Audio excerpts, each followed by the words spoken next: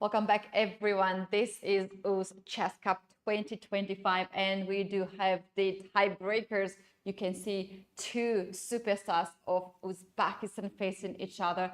We have Abdusattorov and Sindarov now playing in the tiebreaks. We have two games in the blitz portion.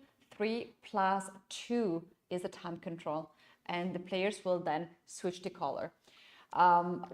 As well, there is another third player, Praggnanandhaa, who will wait and who will play one of the players that we have on the screen.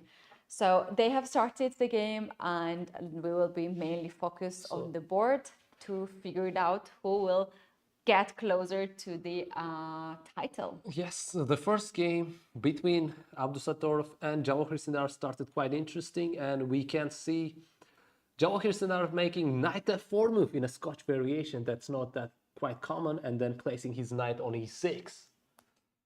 Yeah, knight e6 is on the board. Now white is taking his time. They have not much of time, 3 minutes with only 2 seconds increment. Yes. But still, if you get the worst position, your opponent can easily outplay you. Yes. So it is important to control the board as well as the clock. Bishop to d3, aiming this bishop towards the king side and h7 pawn. In the future, white is also ready to castle and to play the pawns f4, f5 to start to annoy the knight in the center. Yes, in the meantime, Vachier-Lagrave is thinking, and he's close to being 1 minute down in the clock. So he took quite a lot of time, and he's making move pawn to d5. It's on the board, and we can see opposition by Abdusattorov, Nodirbek. Opposition takes back, and we can see castle. So the plan for Vachier-Lagrave would be g6, bishop g7, and just castling on the short side, while white's idea might be pushing f4. And we can see queen to d8. Oh, and that's a mistake, because it just left the knight under the pin. But his idea is to develop bishop e7 and get to castle. So right. He's making space for his dark square bishop to develop, and we can see knight f3 on the board, and Vachier-Lagrave doesn't think much, goes for bishop e7. White can develop the bishop on b2, starting with b3, bishop to b2, to aim also g7 square, or he can go bishop to d2, bishop to c3 later on to attack the black's king side. Yeah, white's bishop is placed quite much on the right diagonals. After bishop c3 will be pointing at g7 and h7, those two bishops. Castle would be quite dangerous, so Sindarov for now goes to bishop to d7, and we can see bishop c3 on the board, and he goes for the castle. Yeah, and Abdusattorov's plans could be going to knight to d4, knight to f5, attacking, and he goes with rook a d1, getting his rook active on the d file, and the next move maybe getting his another rook on the fe1, and we can see bishop f6 on the board. So Abdusattorov has a choice between capturing that bishop or moving his d3 bishop away to e2, protecting that c3 bishop. If in case of queen bishop to c3, taking back with the queen. So time on the clock is Abdusattorov has 1 minute and 35 seconds against Vachier-Lagrave, 1 minute and 10 seconds. And we can see queen to d2 on the board, protecting the bishop. In case of bishop c3, he's ready to take back with queen, take c3, and develop with rook fe1 and continue the game in a nice space advantage game. Also, white has an idea to target the pawn on d6, which is not guarded at this point. But before that, white is just ready to develop all the pieces, and the development has also ended. So yeah, rook fe1 is on the board. 40 seconds for Sindarov. He trades the dark square bishops and offering the queen trade as well, but that actually doubles the pawns on the f file, which Abdusattorov finds very tempting to take. He goes for this structure, and black's pawn structure is a bit not ideal right now. He has to maintain this game very well, but on the same time, black has less time on the clock. Abdusattorov making his next move. 1 minute and 20 seconds. He goes bishop to c2, hitting the pawn on d6. Only move to play is now bishop to c8 to guard the pawn on d6. And we have g3, giving space to the king to lead in the endgame and also to limit the knight jumping on f4 Yes. square.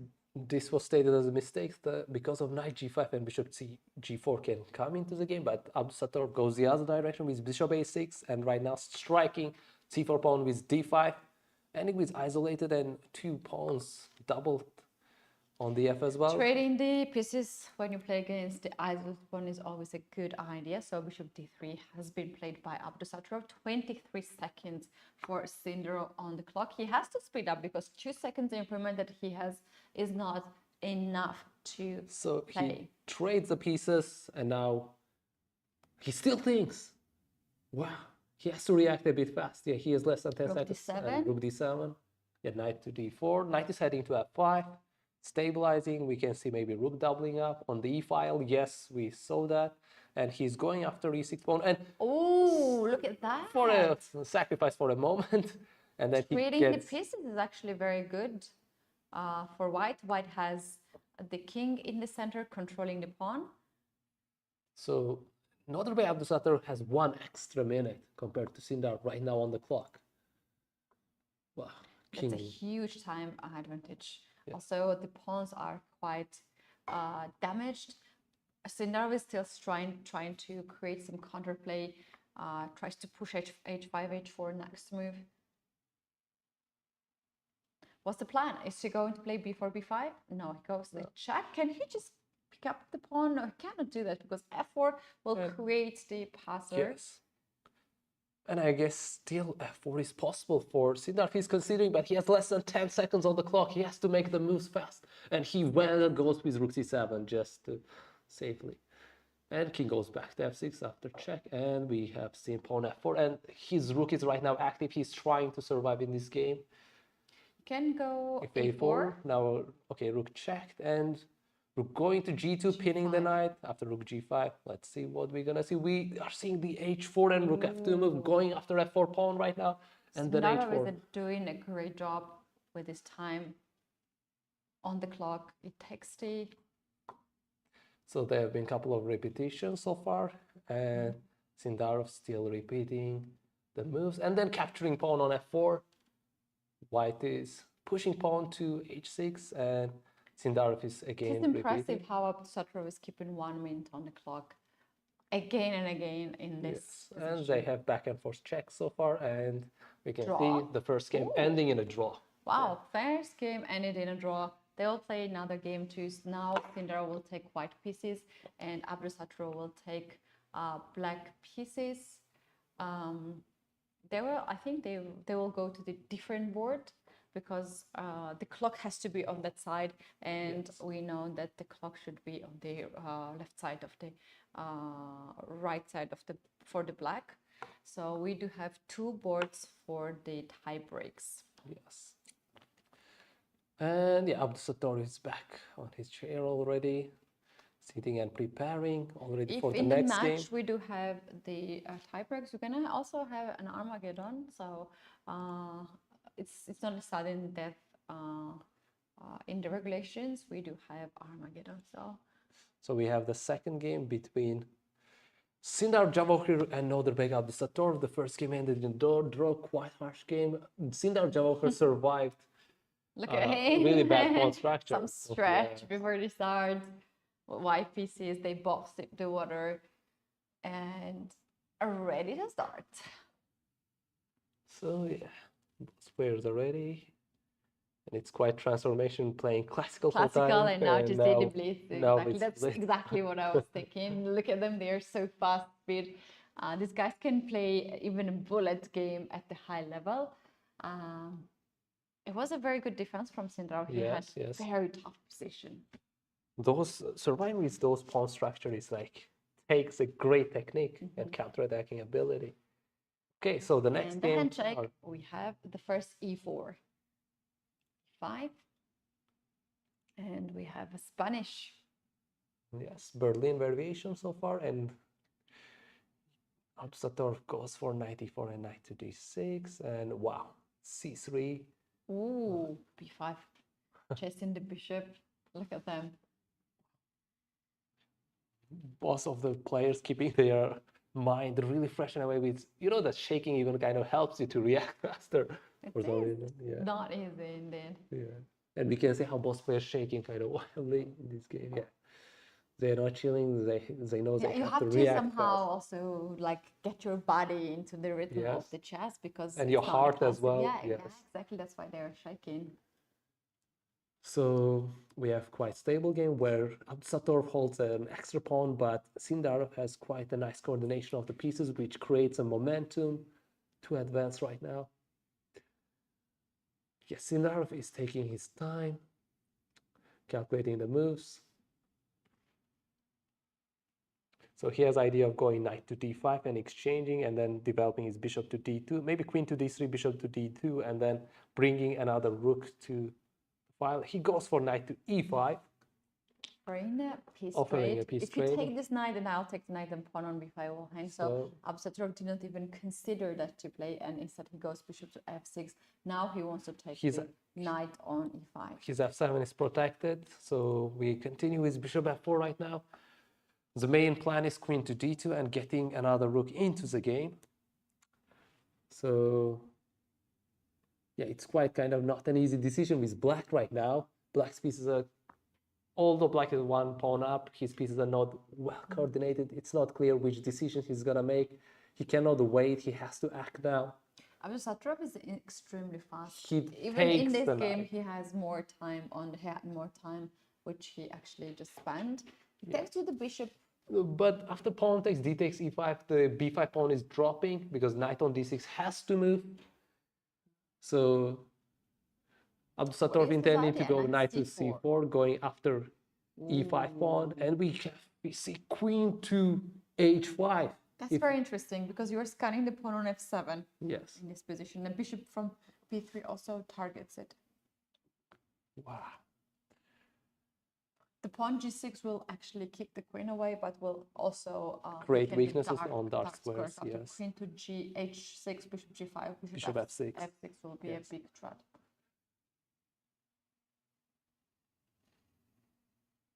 So yeah, Abdusattorov thinking right now he's below 2 minutes on the clock, and he knows the threat is that dangerous. He's trying to understand how he could fight back in this game, and he goes for knight to d4, hitting bishop on b3 to neutralize that. And here you can anyway take and the knight. He goes he just takes the pawn because the knight on c4 is also hanging. Yes, and knight takes b5, brilliant move, is on the board. Sindarov has high winning chances right now, and yeah, compared to the first position where Abdusattorov had the static position, static advantage, this is more dynamic advantage. And also he got the material advantage right now. Sindarov is also almost 1 minute ahead on the clock. Yeah. So knight on d4 is right now on the start. He goes knight takes b3, and we see the pawn capture, and it's not easy to find a good spot for the knight. Maybe knight has to go back to b6, and knight goes back to b6. But the white's advancement can continue with bishop g5, and then rook coming to e3, h3, hitting h7 pawn, if h6, sacrificing bishop takes h6. White has quite dynamic idea. But besides that, at this moment, e6 is possible, hitting f7 and knight e7 idea, getting fork on both rooks. He goes for bishop g5. Hitting the queen. What he's pointing at something? I didn't understand. What Abdusattorov was pointing at something. Okay, queen to c8. Yeah, queen moved to c8. There's rook c1 move to attack the pawn. And yes, and he goes for rook e3 and h3 or g3, hitting black's king. Black's all pieces are on the queen side right now. It's far away. Will it be back on time? Exactly. The king is alone on the king side, so these pawns are quite vulnerable. Yeah, maybe the only piece that can bring back fast is rook on e6 and g6 to fight back that rook g3, h3 moves, and Abdusattorov does the move. Yeah, and at this time Sindarov can bring even his knight, and he brings knight to d4 and heading that f5, and knight goes to f5. Knight e7 is a serious threat. You might want to play knight d5 here to stop that happening. or to look something. It's so difficult to stop knight. So I guess, yeah, he goes for knight to d5 protecting, and we see rook to h3. If h6, he's about to capture. He can take with the bishop. He can obviously take with the bishop. Bishop, and then stay with the knight on But f5. you know, after bishop takes on h6, there is rook g2, strong move. King Wow, g2, knight to f4, discovered check. Yes. And he's going for bishop h6. Let's see. We see rook g2 on the board. Okay. Let's see if he thinks he missed it, but he can just ignore it as well. Can play king to f1. Yes, just getting out of the diagonal and ignoring everything. But Abdusattorov is finding counterattack. Yeah. But the thing is, there is knight e7 check. If even king g2, knight f4 comes and goes takes knight h5, there is knight e7 and knight c8.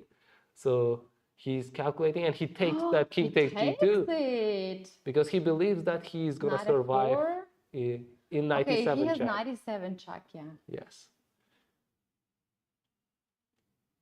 And takes, he goes for knight e7 check and gets the queen and then gets a knight.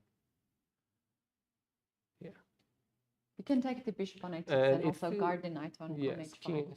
There is rook a7 that hits rook and bishop at the same time, and if you take the knight with bishop, rook is hitting on the bishop. And we take for Abdusattorov. And yeah, he's gonna probably go back with his bishop, or there is rook a7 move as well at this moment. And yeah, Abdusattorov has 11 seconds on the clock, and Sindarov has less than a minute. It's still, time is ticking, but the bishop on b7 looks quite dangerous as well. And he goes for rook takes a7 immediately, and we see bishop d5 on the board. Sindarov is thinking again. Is he considering like the move bishop g7? Can take bishop g7 indeed. He can play also rook to h4. He just goes back to safety, limiting the knight's ability because knight is right now fully cut off. There is no square to move with the knight, and king comes to protect the knight on h5. What is his next move? Is it rook to a6 check? Is it rook to c3? c3 going, on c7? Yes, and that is skewering c7 and d7 pawn. Rook on a7, he protects. He just goes bishop a. Gives up the pawn on c7. So he can just take the pawn and push b pawn to the promotion. Wow. Okay, and we have seen just b4. Okay, king to f5. Both players has less than 15 seconds on their clock. Yeah, white can play king to rook to c5 or bishop c5. c3 maybe, no? Protecting, yeah, rook to c5 protecting e5 pawn. Yeah. Or, okay, he intended to even just give up, and then we can see g5 move, and knight is coming off on f4. Oh my goodness, get rid of the knight probably. King coming dangerously on e4, or Abdusattorov fighting back in the dynamics, and the time is less than 10 seconds on the clock. h4, if we take this pawn, I have rook to f3 to win the knight. And rook to g8, and we see king to h2. Rook h8, wow, h4 forward pawn dropped. Abdusattorov is coming back into the game. Rook to f3, king to a4. Okay, that was check. What happened? What happened? Back the and forth draw. Flagging. Flag. Yeah, flagging. What happened? Let's see. No, draw. They went back and forth with f3 and e3. They repeated only once, yeah? Yes. How fast they said draw? I have heard draw. Yeah, not sure. Okay. Wow. So 2 games ended in a draw. Abdusattorov dynamically surviving the game with black. Amazing. This was actually a miracle. Yes. You know, he had a winning position in the first game. It was a big advantage. Yes. But it was not so clear. Now Sindarov had huge advantage, almost winning. So we have seen 2 draws in those 2 Blitz games, yeah. But wow, how Abdusattorov managed to fight back in this game, yeah. It's simply magical. And interesting. And we're guys gonna have also the Armageddon game, and we're gonna have as well another match coming up, and Pragg will now joining the players. Very likely we're gonna have first the Armageddon between these 2 players. We need to know who is the winner between Abdusattorov and Sindarov, and then Pragg will be facing the winner of the Abdusattorov or Sindarov. yes. And the thing is, interestingly, Pragg had 2 victories, and those were against Abdusattorov and Sindarov. Interestingly, out of 3 places, he has exactly scored.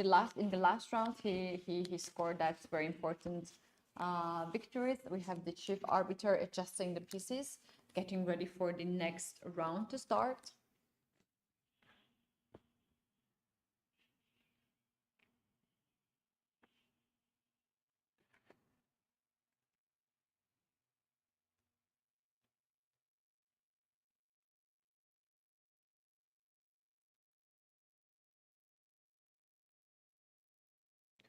So it is still 3+2 on the clock. We didn't reach Armageddon yet. They might use an Armageddon on different board? Yes. Ah. We don't know it yet. See, maybe right now they're picking who's gonna be white, who's gonna be black. They have to pick. They have to draw the lots. On the background, we can see the trophy, the beautiful trophy, the glass, blue glass in the shape of the bishop. That will be the winner of this tournament. Yes.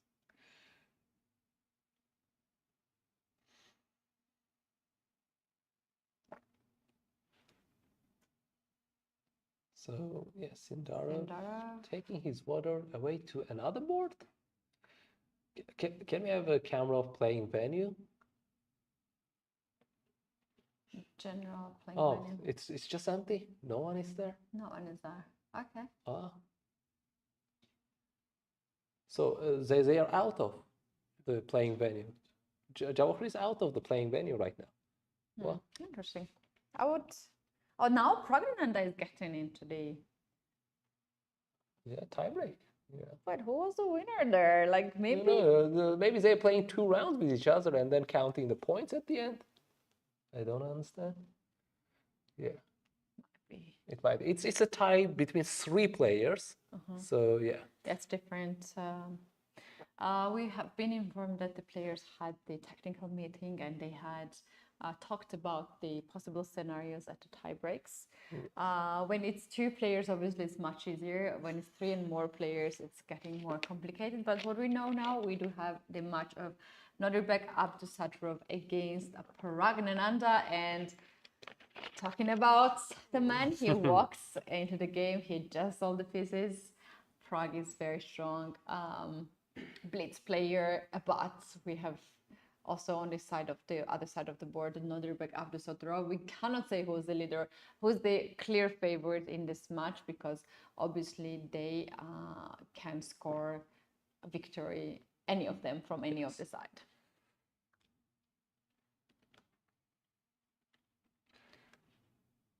So what do you think during their preparation, that within that 1 hour break we had, did Pragg go and play some blitz games on chess.com to warm up? No. No? No, I don't believe he did that. He has his second here for sure. They were talking and just discussing what to play, which opening to play.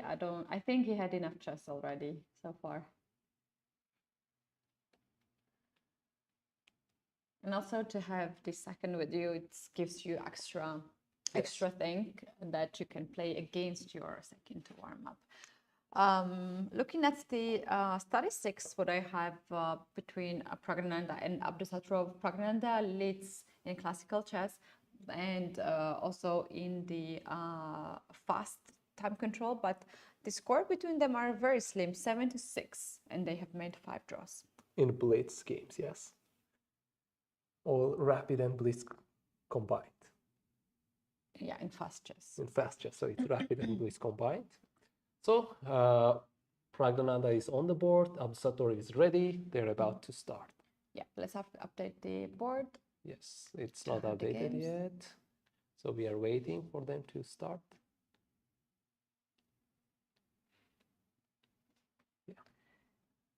And here we have a handshake and 1d4. Abdusattorov had a moment of pause before he made first move. He went for knight to f6 and he plays London with black pieces. Yep. And let's see Pragg's decision. He goes for bishop d3, trading the bishop. No, there was e6. He's Abdusattorov letting Pragg to take on f5, and Pragg goes and takes on f5. So he takes f5, c4 we have on the board.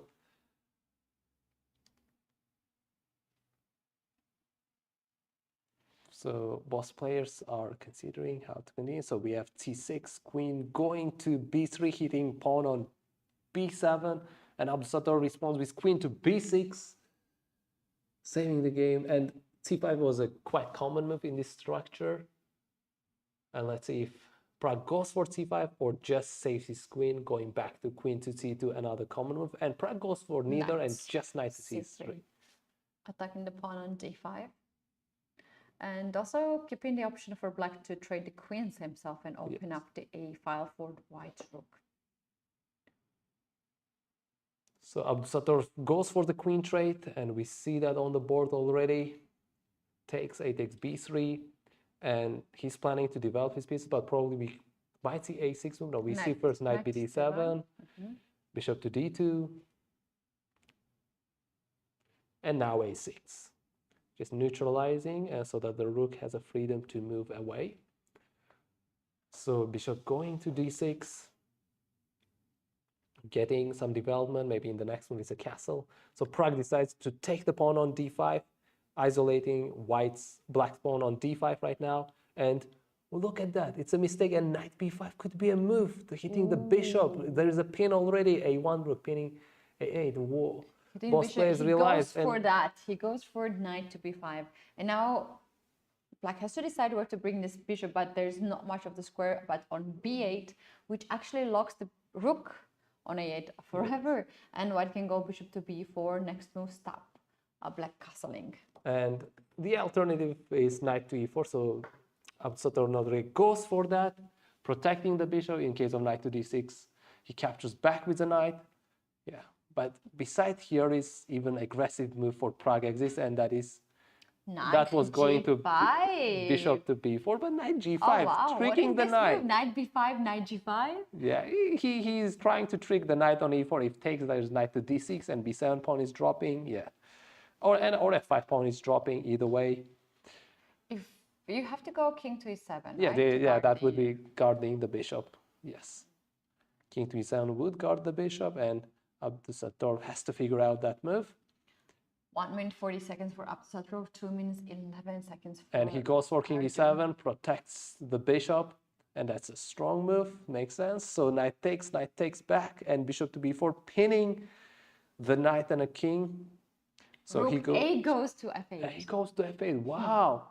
Do we have ideas? So it's considered a mistake by the engine, but maybe the plan is f6, g5, maybe going rook aggressive. c1 just to get this rook on the open file. Yeah, so white's plan would be quite simple: rook to hc1, or going to rook a5, also rook hitting a5 is another move. Hitting pawn on d5.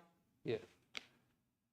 So white goes for rook a5, knight f6 protects the pawn on d5, and we see after rook c1, king d7, not letting white's rook getting into the 7th rank.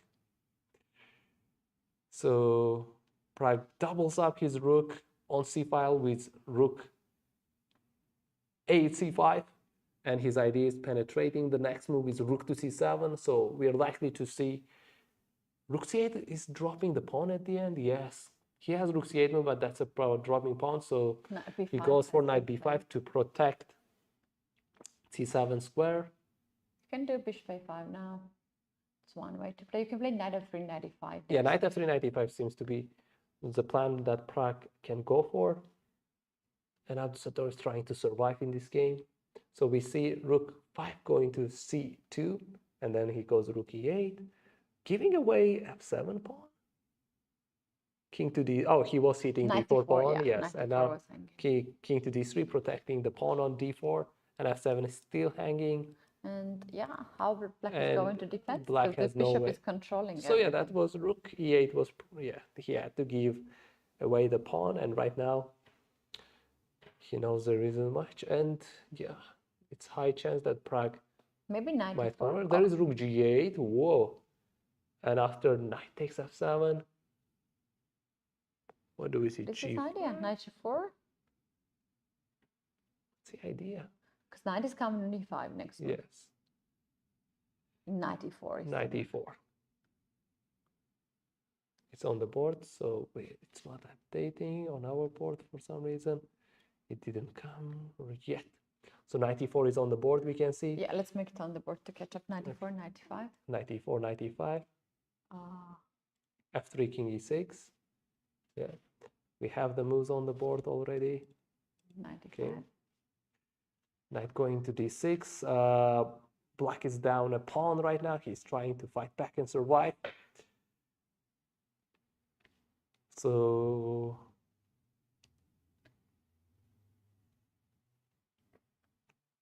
will Pragg go for bishop take d6? No, he maintains the bishop on the board and goes for h4. Abdusattorov stops his pawn to g6. Yeah. You can't really enter on c file. Maybe you can play rook to h1 followed by h5 next move. Yes. Or you can take also on d6 and then try to get on the 7th rank. Pragg goes for h5, trying to open the game, and we see pawn to g5 and g4 closing the game completely, leaving the knight dominating on e5, and then that knight goes to g4, not letting black to progress any further. So Abdusattorov goes for knight to f5, hitting e3 pawn, but e3 pawn is already protected by knight. He goes back to knight to e5 and h6. We see a quiet game, but both players have less than 30 seconds right now in the clock. When the clock comes down to 10 seconds, anyone can win. Doesn't really matter who, So who is having extra pawn. So knight g4 repeating, and then rook to g7, and then rooks G8. Rooks are trading off the board. Yeah. And then rook to c2. White can prepare something like e4. e4, yeah. So bishop c5 would guard. So, but he goes bishop to f2 perhaps. Bishop e5. Wow. Oi, Well, bishop is reaching to e5 right now. And the next move is he's dropping h6 pawn. Black is dropping h6, or rook h2 and rook h6. Yeah. Yeah, he's going for rook h2. Then knight g7. The knight, or he takes the rook pawn? He goes to even aggressive knight f6 and knight h5 here, or pinning, skewering knight and a rook. Whoa, that's wow, look at that. So powerful. Wow. After knight Abdusattorov decides to give away the exchange, and we see rook h6 and knight g6. That's a mating one. He just resigns. He just resigns. Praggnanandhaa beats Abdusattorov. Praggnanandhaa has a point right now against Abdusattorov with white colors. This was the first game. So they will switch the board. Yeah. They will switch the sides actually. Yeah. So far, Praggnanandhaa today played with Abdusattorov with black and won the game. And right now he's playing in bliss with white colors and winning the game with black again. pieces, yeah. So right now we can see another game. We have seen that in classical. Abdusattorov playing against Pragg with white colors, and in this case, in this game, Abdusattorov needs the win because draw is not a good result for him because he will lose the match 1.5 to half, so he has to win.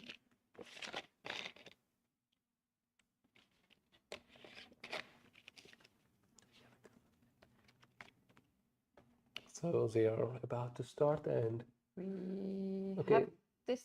What happened? We had 1e45. So Abdusattorov goes in his own way and style, goes for Fianchetto this time, not going any main lines. And Praggnanandhaa goes and gets the center. Okay, they have quite fast moves so far. Yeah, white plays a bit careful here. The pawns on the third rank not pushing too much on the other side. He plays but a3, b4. b4. Now he wants to develop the bishop on b2. Yes. Should be intending to get to b2, rook e1, hitting e5 pawn.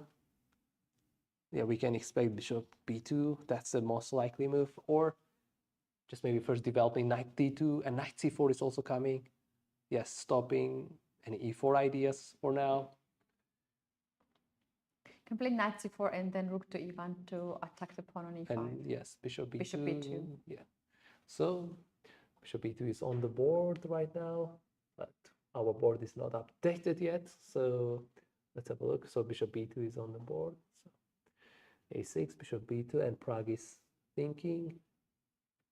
And he develops his bishop to g4 and pins the knight, but h3. So if bishop h5, I think g5 might be played. g4, G4, yeah. g4. He has to be careful with g4. That's going to expose his f4 squares as well. So we'll see. And Pragg decides to go just to bishop f5. Maybe striking with queen d7 next move and hitting that h3 pawn, on which we are likely to see either g5 move. And white goes for knight to g5. Hitting this knight on e4 next move to blockade. The pawn on h3 is hanging, king to h2.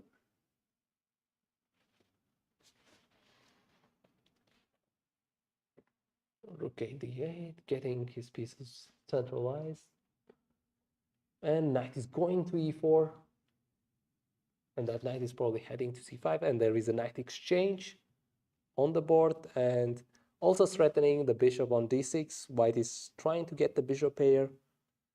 And on the clock, Abdusattorov has more than a minute. Yeah.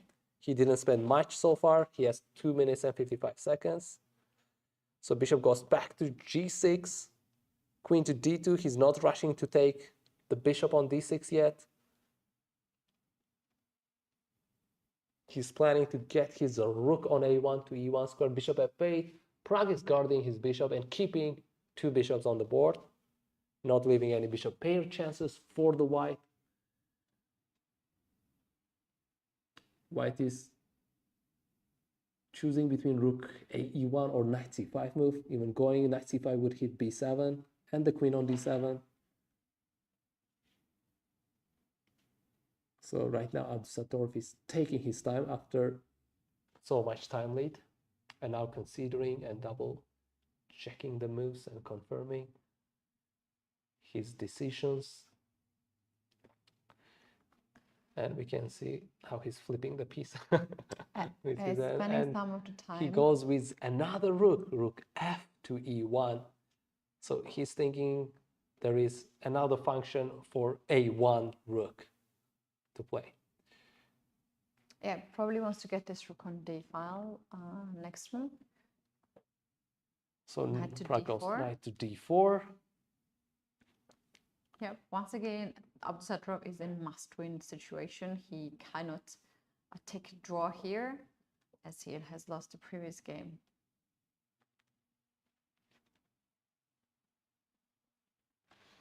Yeah, and knight goes to c5. Attacking the queen and the pawn on b7. It's kind of a challenge for black to take this knight with yeah, the bishop. he has to take. There are no other choices, and he goes for bishop c5, and Abdusattorov captures back with b takes c5. The pawn on b7 is now hanging. He has to take care of his pawn. Pragg will probably move his pawn, or he would do something creative. Let's see. Because pawn push is quite a natural move, but he's thinking, which means he's considering something out of sight. And he goes for pawn e4, yeah? Pawn e4 on the board right now. The threat is if you take, there is knight f3 moves. Yeah. So Abdusattorov has to get his queen out of that line, out of the d file. And if you take first a knight, then queen takes and it's still a pin. And he's trying to get knight. C3, no? Queen to. So which move is on the board? And queen to c3, and we have seen pawn takes. Pawn takes d3. Wait a sec. Queen d4 was just missed. The back rank was exposed. Ah, yeah. Pawn takes pawn. Yeah, I think they realized both of them. Both of them? Yeah. Queen d4 on back rank just takes. There was a chance. Yeah. You can see the moves. Pragg takes the rook now. Yes. So we have c takes d3, takes, and pawn to f6 on the board. Abdusattorov maintains slight advantage thanks to the bishop pair, and he has 1 extra minute on his clock as well. Pragg has 19 seconds. Can Abdusattorov fight? And right now b7 pawn is dropping, so Abdusattorov continues to take it, and he's going for that b7 pawn. It's on the board already. Pragg has to make the move, 11 seconds. 11 seconds. He's going for knight back to b5, hitting the queen. And the pawn on d3. Pawn on d3, that's opening up. So you can give a check queen to c4 or queen to b3, but there's bishop to f7 covering the check with the threat. So Abdusattorov has to move away the queen and find the best place for the queen. He goes for queen to c4, and he's in. f7 has been covered. He has to move the queen away to the ideal square. There are bishop a6 move afterwards if d3 is taken. So queen goes to b4 square, and he's trying to take bishop a6 next move. After if you take queen d3, then bishop a6 and you pin the knight. Yeah. Pragg goes for that, and he knows there is f2 pawn exposed, so Pragg is going after f2 pawn. Yeah, he also has c6 move there. So Abdusattorov has 25 seconds on the clock, while Pragg has 4 seconds. Abdusattorov trying to create some immediate threats, and he goes for pawn a4, and we see rook e3. Pragg goes to queen to d1. His intention is to go 17 seconds. Knight e2 next move, queen to g1 mate. There is. Okay, Abdusattorov has less than 10 seconds at this moment. He captures and then goes for queen to a5, rook to d2, hitting f2 pawn. He has to be very careful. No. F2 pawn is hanging now. How you're going to avoid? He goes to king to g2, and we have seen bar going all the way down and up. So queen to c2, 7. Yeah, these players are right now on the full-time travel. We can expect anything at this moment. He goes to rook to e3, bishop to g6. White has extra pawn on c, but f2 pawn is dropping. Whoa. No, f2 pawn is dropping now. It's check, and then how he's gonna manage? How he goes back to king to g1 and brings his queen back to b3, offering a queen trade. Queen has d2 square, queen trade again. If queen a2, there is bishop going to d5, and now queen trade is happening. Queen goes to c2. Which moves on the board? And queen sit protects, and we have seen c6. Oh my goodness! Wait a second. Craziness. We're a couple of moves behind right now on the. So Abdusattorov's pawn is pushing, and then he goes bishop b7. We can see he's kind of close to promotion, and then we have seen some kind of f5 blunder. So bishop is maintaining. So it's Abdusattorov down there. Where is his rook? So he got the bishop right now. His rook is on e7. Yeah. His rook is still on e7. He has right now bishop, and this looks like a similar structure he played against Yakuboyev. Yeah. But the pawn was on h. Right now it's on g. So, but even with 2 pawns, and here Pragg is trying to survive. And let's see if Abdusattorov manages to convert this game, or if Pragg can hold the game.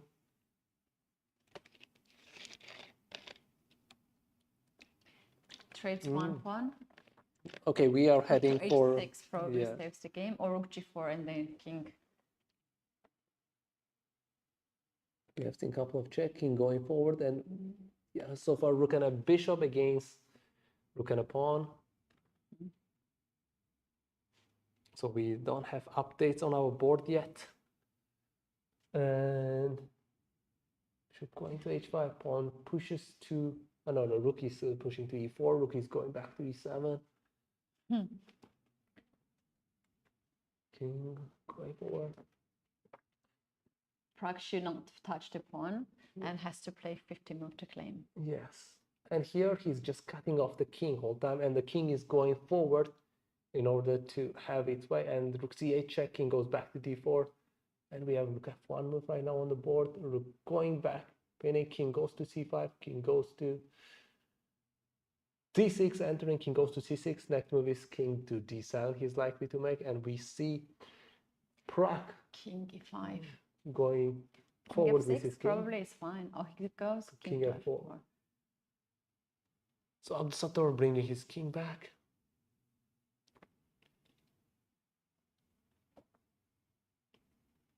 We're going to be a king e5 and check, and here the pawn is away and king goes to f4. Wow, mating threat.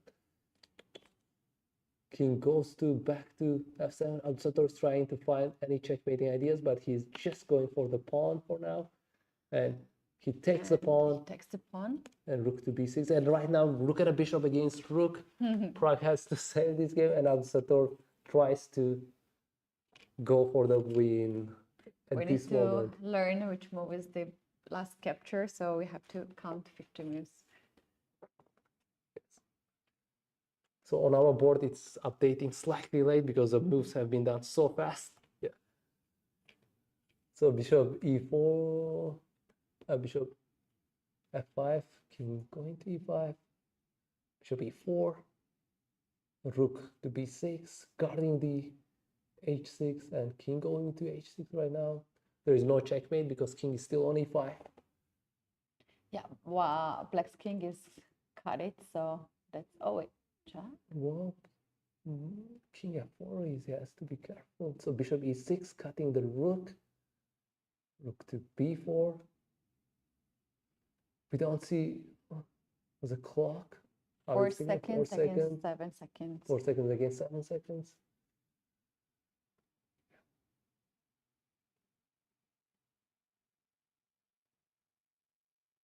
So king is on the back rank from the sideways and defending, and check. Yeah, fast move. If rook g7, there is rook going to the 6th rank defending. He goes to rook c6. He's trying to trick, and he goes down to c1. What is this? And it's yeah, winning. Abdusattorov wins the game, gets back. Wow. Wow, look at that. And he just lost The the game score 1-1 in the classical game, rook versus rook and bishop, and now he gets it back against Pragg. 1-1 this match as well. The other match, Abdusattorov Sindarov, also 1-1. Next player we're gonna get in is Sindarov against Pragg. And I wonder how long we're gonna go with this match. I'm not sure. Wow. Look at them. Here is Pragg. Pragg with his second, smiling, analyzing what has happened. He just needed a draw to win the mini match, but that didn't end in a draw. Also, Abdusattorov probably having so much practice in this tournament to play this end game. We remember the moment when he lost against Yakuboyev. Now it paid off for him. Yeah. We saw that Sindarov was getting ready to go into the playing venue. So next player, it will be Sindarov and Pragg. Yeah. So in the tournament, Sindarov lost to Pragg. So let's see if there would be any revenge play on this blitz tiebreaks.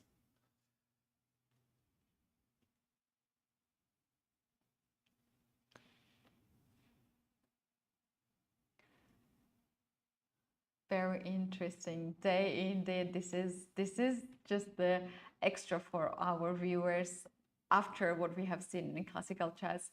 To have the tiebreakers is something amazing. The players are playing so well at the high level, and also they just have a limited time on the clock. The board is ready. We are also ready. The players probably are close by. They are not leaving the playing venue, as their matches will start soon. And our digital board is way behind. Yeah, it's catching up now. catching up.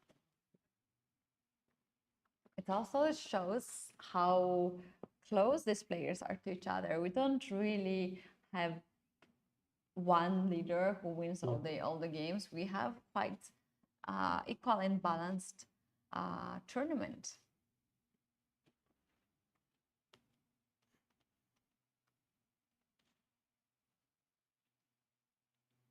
And here we have Abdusattorov smiling, being very happy. We also have Pragg there. Players resting, taking a sip, preparing for the next game. Yeah. And this is the resting area for the players. And they're discussing the game a little.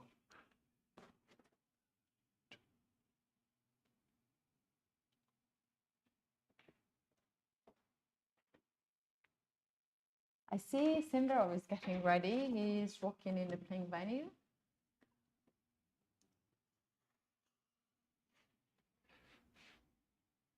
It's going to be Pragg with white pieces, Sindarov with black pieces.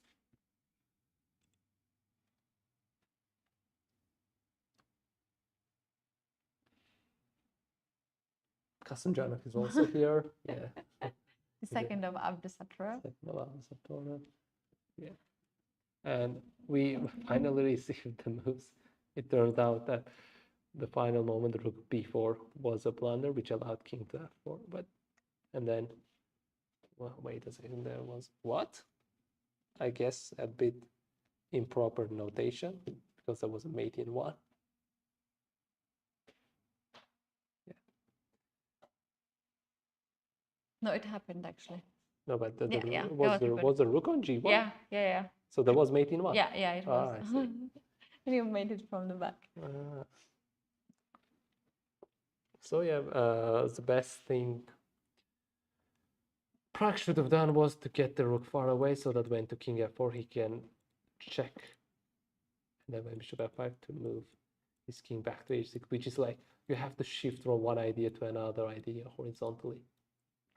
So although it is kind of, we say rook and a bishop against rook and draw, it's a very, very hard draw to maintain. It's very hard, yeah.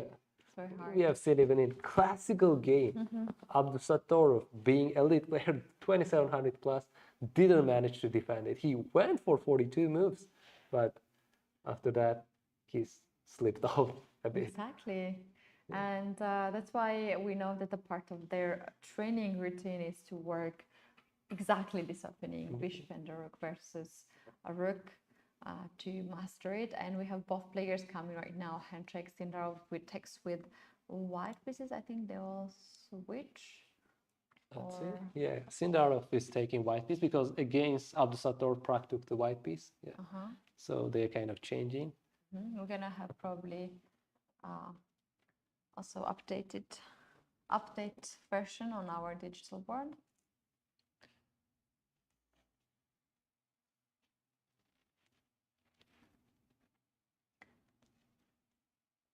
And okay, ready, start. Yeah. So we started the game. Sindarov goes with 1 e4. e4, and Pragg goes for interesting Scandinavian game. That's unexpected. Yeah. So the game is likely to go a bit stable in the beginning. So bishop going to f5, knight to f3, just a simple natural development by both sides so far. Abdusattorov going to bishop d3, exchanging the bishop. The bishops are out of the board. White already managed to castle. Now black has to develop the bishop and then on d6 and then castle, or maybe on e7. It goes on e7.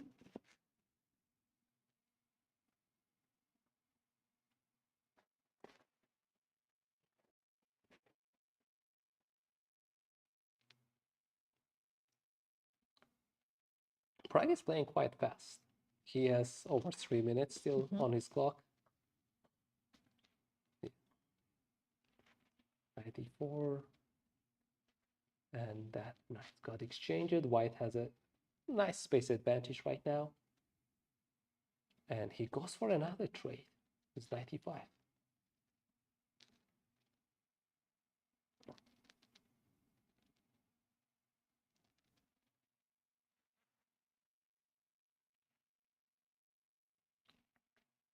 And Pragg is thinking whether to trade the pieces or keep them on the board, and he decides to keep the knights on the board. Castle has happened, and white goes with rook to f2, d1, keeping another rook on a file to watch out a2 pawn. Interestingly, so far in all 4 blitz games, white held an advantage, and white went for the win. Even in the first battle between Nodirbek, Abdusattorov, and Vachier Sindarov, we have seen white was holding, winning, white was holding advantage. And here in this game, the game is progressing relatively stable right now. But white has still a little bit of space advantage at this moment. The last move is a4, stopping any b5 ideas, and making the rook active in a quote-unquote way in case of pawn to b5. But knight goes to d7. Now Pragg is willing to trade the knights. And let's see, will Sindarov trade the knights or keep the knights on the board?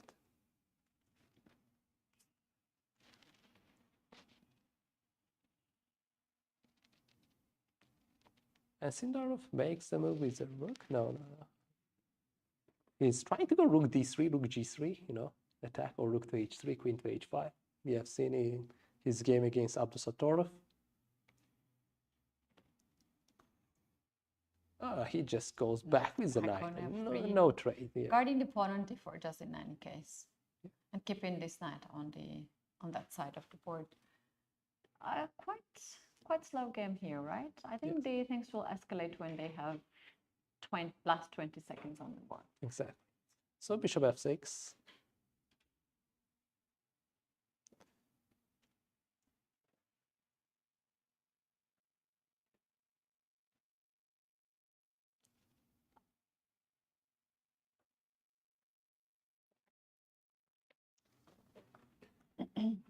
Pragg is taking some time here. Most players have less than 2 minutes at this moment, and white goes just pawn to h3, just a couple of safe moves.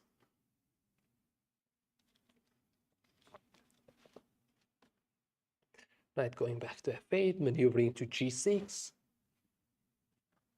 opening up the place for the rook, and black goes for knight, white goes to knight to e5. Maybe knight d7 back to trade.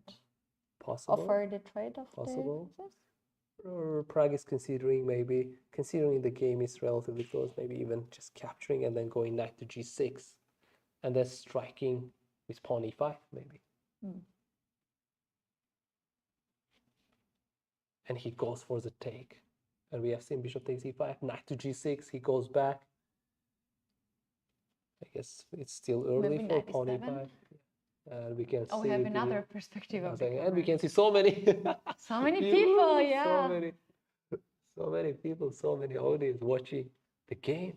Oh, it's another pressure, you know, to play under so many eyeballs. But I don't think they actually see anyone right now. There's so much focus. So rook d7, Pragg is intending to double up his rook on d file and then push some c5. Can also do knight e7, knight f5, or knight e7, knight d5. Yes. So Sindarov has below a minute time on his clock. So he doubled up, Pragg doubled up on the d file. We can see queen to c2 back.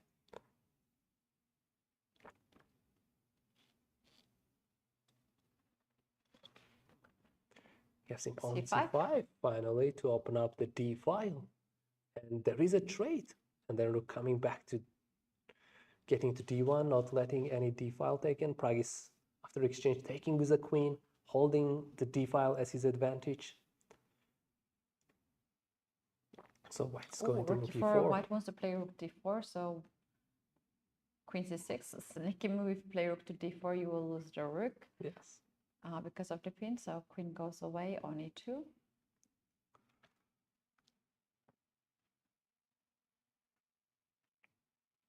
The game is quite open, and both players have to be careful into consideration, but Pragg's coordination of the pieces feels slightly better and easier to maneuver and play on this moment. So knight to e7 and bishop to h4, intending to capture the knight on e7. So do we see g5 move? Pragg going aggressive? No. The other moves, bishop on the board. The Pragg has to defend the knight, otherwise it's rook e8 or queen d7 or queen e8, which is passive. I think that's okay. Right. Oh, we have a bit melting here, and it got back. So Pragg is considering, I would say, g5. No, he just goes back and saves with queen to e8. Slightly backwards move. So at this moment, Javahir's pieces seems to be a bit well coordinated, but knight is heading to d5, so we have to take that into consideration as well.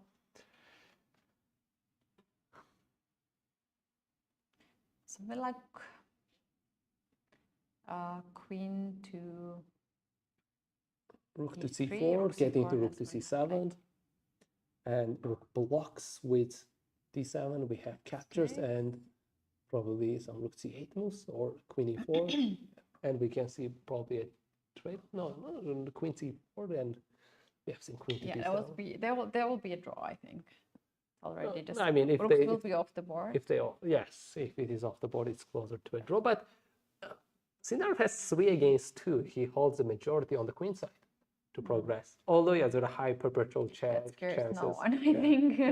But in if this it was position. 2 to Queen 1, d1, queen yeah. d6 already holds the game. Yeah, but still, I would say White has better chances of winning to push for the win. Black has to make certain accurate moves, and he's going for a6. No, yeah, no, he went for queen c5.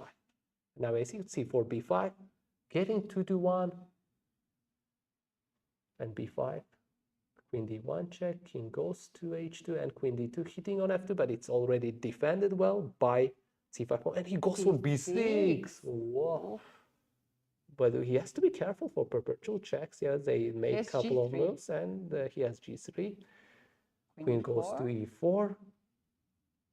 King goes back to, I guess he's just trying to get some time. They're playing so fast. Yeah. King goes to h2. White is figuring out how to play and win this game. Queen goes to c7. Let's see. Queen goes h5. For White keeps pushing with pawn c5. Next move pawn to c6. We Queen see f3, hitting queen the f3. pawn on f2. And what do we see? Queen a5 check, and then what? Queen going back to d5. Whoa. Okay, again we have board a lot more ahead. King goes to f7, king g1. King is going to the other way around to save the pawns. So White is trying to push on the king side. That c5 pawn is still dangerous. Takes. Check. Queen goes back to f3 to hit the pawn on f2. Yes. Check. Yeah. Queen g3 is possible. Yeah, it's going for that. Queen trade is not the best option. Oh, he's going for it. He's going for it. Because you king is ahead. Oh, wait, what's happening? He's double checking. So king goes to g5 take. He's taking the queen. He sees the. Okay. My goodness. Oh, he pushed 3 pawns. What? King has to go back. Pragg plundered this one. Oh, wow! Look at this. We're gonna see the final end. Queen trade was such a big blunder from Pragg. And now after king to g5, Pragg's idea was to go king to b5 and to take the pawn on a5 and to have it. Yes. With c6, he has to get his king back. Yeah, to have the pass pawn, but after c6, you have to get back this king. Wow, look at that. What a play by Sindarov. Pragg must be very disappointed by his last. He was holding so nicely. It was equal position, but then when the time dropped down to seconds, it was anyone's game, and Sindarov was just holding the advantage so nicely. Exactly, and we had 5 games so Look far. Look at them, how fast they're walking in the plane when you're just being furious. Sindarov has one mission right now to hold the draw. If he holds the draw, he's the first place, yeah? If he holds the draw, yeah? See, they have played 6 rounds, and if you count the points, 4 rounds, if you count the points. That's the most of the points. Yes, he would get the most of the points. So it's a big stake right now at this moment.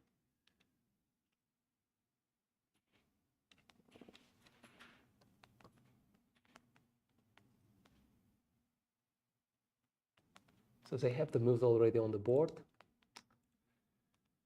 So Sindarov going for g6, bishop g7, king's Indian variation. Interesting.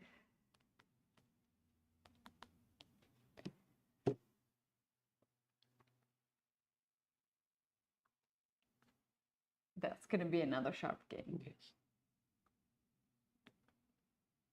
So pawn just pushing to h3. Yeah, this is one of the lines in King's Indian. And the game is going to go quite dynamic right now, considering what opening is played. But Sindarov plays it for quite a while. So he's thinking. So he wants to go some kind of sidelines, maybe some kind of a5. Let's see what he's trying to do. e5 is the main line, but he's trying to remember right now at this moment. He goes for queen to e8. Wow, look at that. He avoids e5 queen trade, and now he will go e5 and probably knight to h5. Oh, what was that? What happened? d5. And then played d5 and he took it back. Ah. Because he saw after d takes, there's bishop Bishop c5. Yes, that's kind of okay. Trap for black's rook. But he got d5 anyways. And then knight h5. They could take the pawn on e5 actually. Yes, earlier. So queen going to c2. If g4, knight going to f4, so we see pawn to a5. That's a setup Sindarov is doing with knight a6 and knight to c5. The game looks quite dynamic.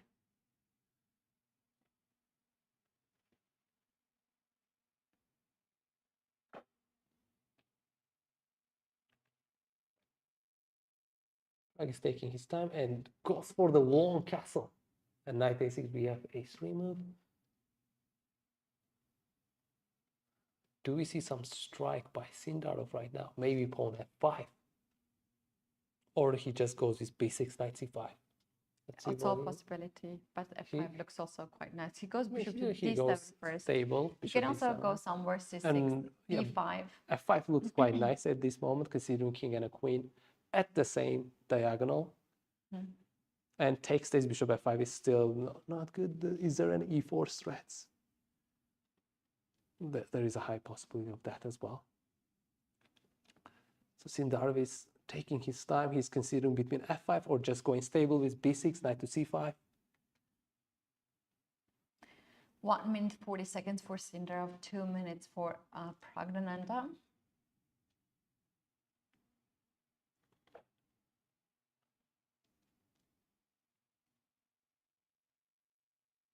He has to make a move. Yeah. And he goes for f5, striking the center. Wow. Well, if white takes this, bishop gets into the game, and then e4 will also happen. That actually happened at g4. Wow. G takes f5 and then knight going to f4. There was no bishop f5 move. It opens g file for white to get into. The interesting decision by Sindarov right now. What's his plan ahead? So we have bishop d3, knight going to c5. Bishop capturing on f5. We have seen a couple of captures and queen to h5, taking that f5. Hitting the knight on f3. Yeah. And after knight d4, there's bishop takes d4 and queen f5 back. So they are heading for the end game in that case.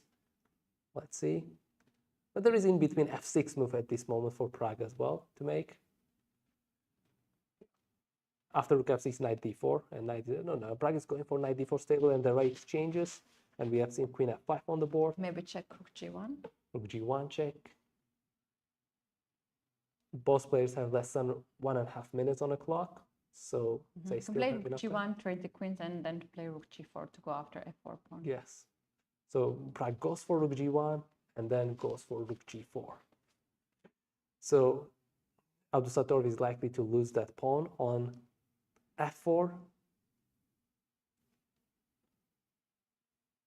Let's see what would be his decision. Vachier Sindarov has to protect f4 pawn, and there isn't an easy way. So there's queen c2, king c2, pawn f3. That's a likely move, but then there is rook f4 comes, and the king comes to the closer to the pawn to pick it up. Going to the endgame is not favorable.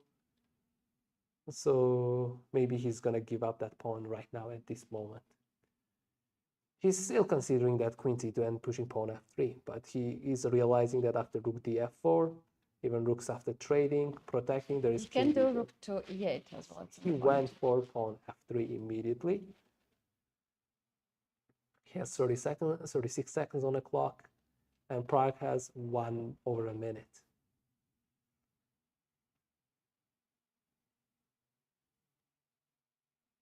You usually say that playing with white is slightly an advantage, especially in classical games, but it turns out in blitz games, this is even better. So far, we are at game number 6, and in all 6 games, we have seen white's advantage.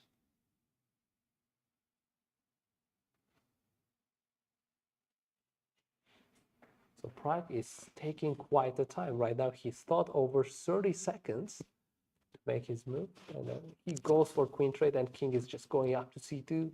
He's heading with king towards f3 pawn.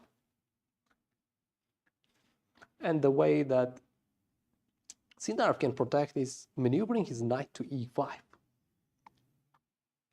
He goes to pawn a4 first.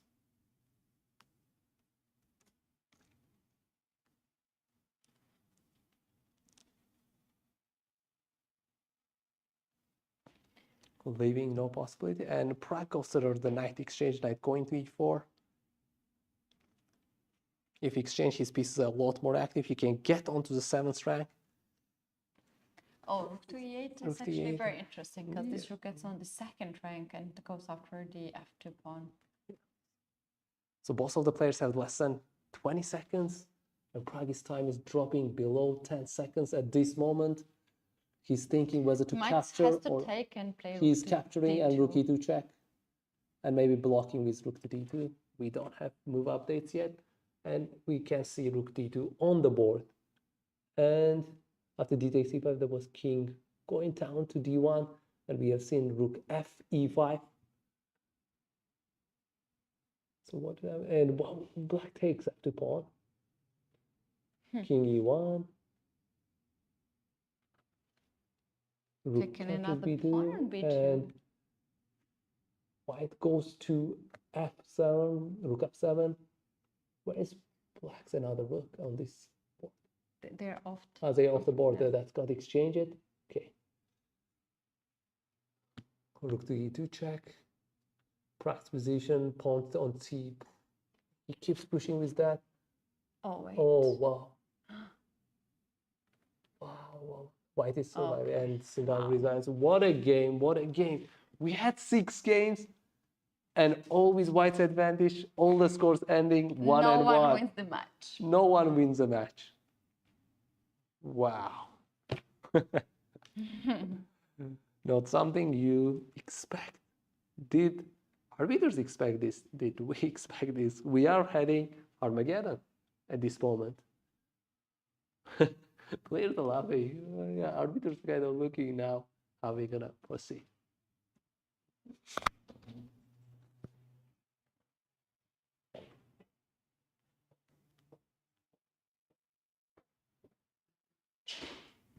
And we are actually we continue the tournament. Abdusattorov is back with his 2nd in the venue. We are going to have now the Armageddon, and very soon we will know who will take white pieces, who will take the black pieces. So basically the rule is following that white will have 5 minutes on the clock, black will have 4 minutes on the clock, no time increment until move 60. After move 60, we do have 2 seconds of increment, and then the draw or the win for black goes to black side, and the win for white goes to white side. So white will be in must-win situation. We have all the 3 players, Abdusattorov, Sindarov, and Pragg right now at the table. We have the drawing lots, and let's see who gets white pieces and who gets the black pieces.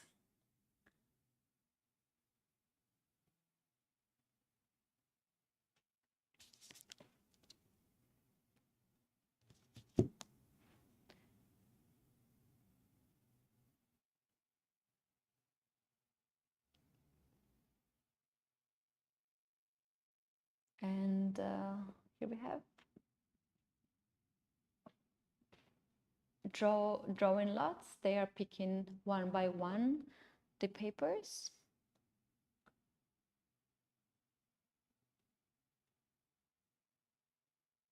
And the giant glass will be removed from the table.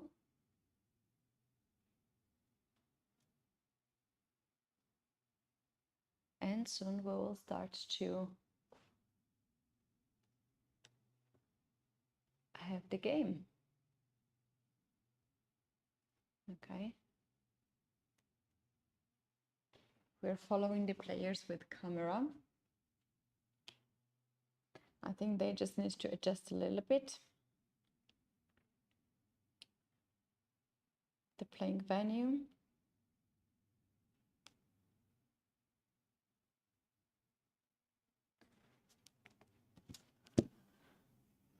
At this point, we see Sindarov still in the playing venue walking.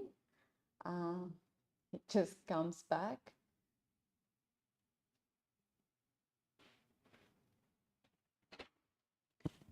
And the next game will start shortly.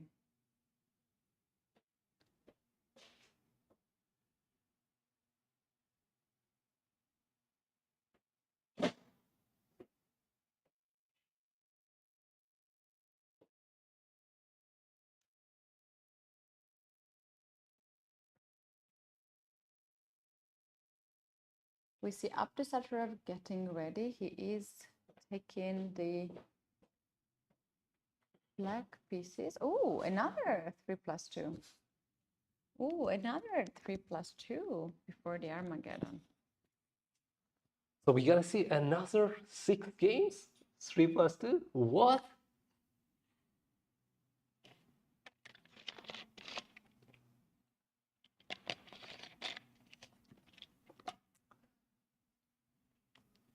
Let's see, we have to confirm and wow, crazy. 4.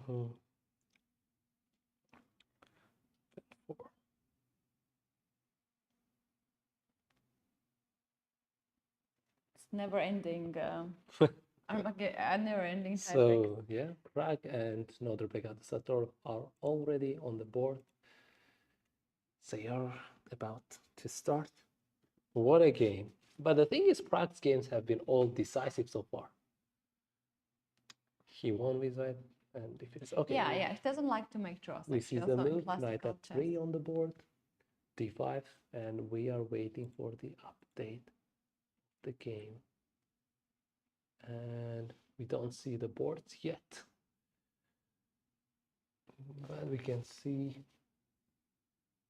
Pragg fianchettoing the bishop and pushing pawn on c4.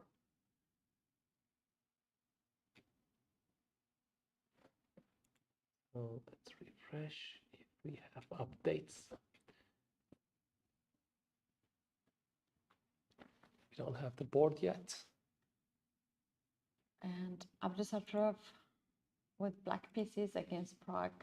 We also have Sindarov just walking there in the playing venue. Soon we're gonna have the current board. This is not the board that you see on the screen. This is from the previous games.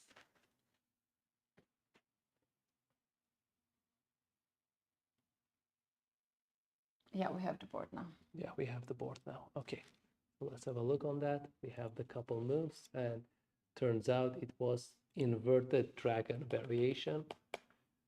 So knight takes d4, takes a pawn to c5, knight c3, bishop e6, and Pragg went for bishop queen to a4 variation, which computer saying mistake, and black just let Pragg take c6 pawn. And Pragg is thinking right now if taking c6 pawn is possible, but there is just rook c8 and rook takes back c4. So he goes with rook to d1, hitting on d5 pawn. And Abdusattorov pushes to d4, hitting the knight and letting c6 pawn drop. Yeah. It's interesting what happens after bishop takes c6. Is he going to play Rook to c8 probably. I was actually thinking Queen something c7. like Queen c7 to sacrifice the Even exchange, exchange. Wow. or to expose the light squares. So we can see on the background Sindarov as well watching the game, Yeah, evaluating. it's so nice, right? He is not actually living the venue. He has to be around, and he's just observing. Maybe he can, you know, detect some of the weakness in his opponents. Or maybe he's just curious what will happen. Yeah. So we can see bishop g5 move by Pragg. And Abdusattorov doesn't think much and goes to rook to b8. He wants to play rook to b4 and to take the pawn on c4. Exactly. Or besides that, that b2 pawn is also dropping. So yeah, he's dropping a7 pawn, so he's willing to exchange if queen a7, rook takes b2 at this moment. Okay. If you take queen to c2 to guard the pawn on b2, then your pawn on c4 also hang. Yeah. So there is 1 minute difference between Pragg and Abdusattorov at this moment. Abdusattorov still has over 2 minutes on his clock, and Pragg goes for b3, protecting c4 and b2 pawn at once. Queen to c7. I feel like this queen on a4 is a little bit trapped. So after bishop f3, whoa, he takes the g takes f3. Yeah, he's going and keeping the queen, and then we can see pawn marching the board. Wow, Abdusattorov makes a progress with f5 and e4.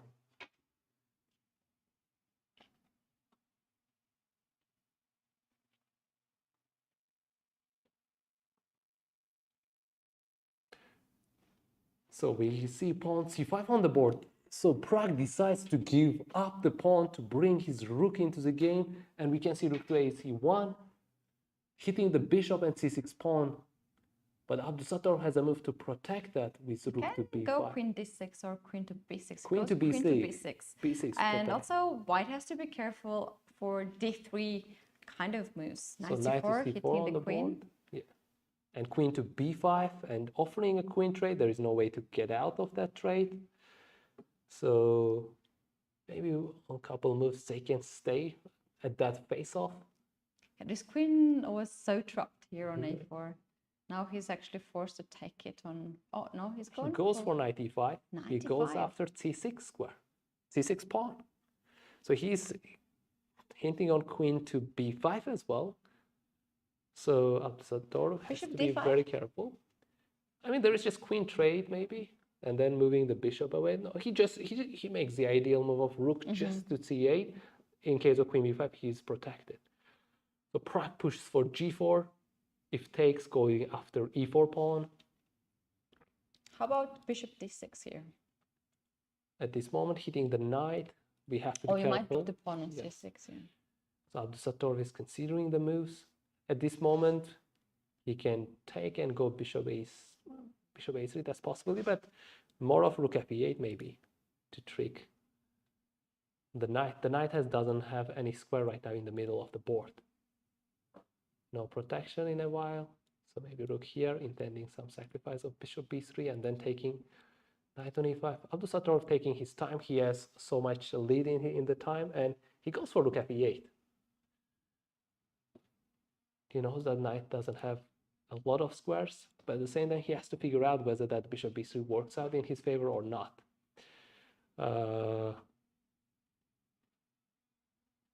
He got a thing, and he trades the queen, and at this moment he can just get his bishop back to safety as well. Rook to e8 was an advancement. But he might drop the pawn on d4. He has to be careful with that. And yeah, maybe that's a kind of the idea of drawing pawn. But after knight c6, yes, he goes to bishop b6, protecting the pawn, still holding the advantage. After knight c6, bishop to d7, hinting for bishop a4 and knight d4. Immediate bishop a4 is not possible because there's still rook c8. Yeah. He trades and then goes to bishop a4. And now... But you couldn't play now because I might there is still rook d2. Still rook d2 to play. Rook, bishop a5, rook d5. He captures the pawn.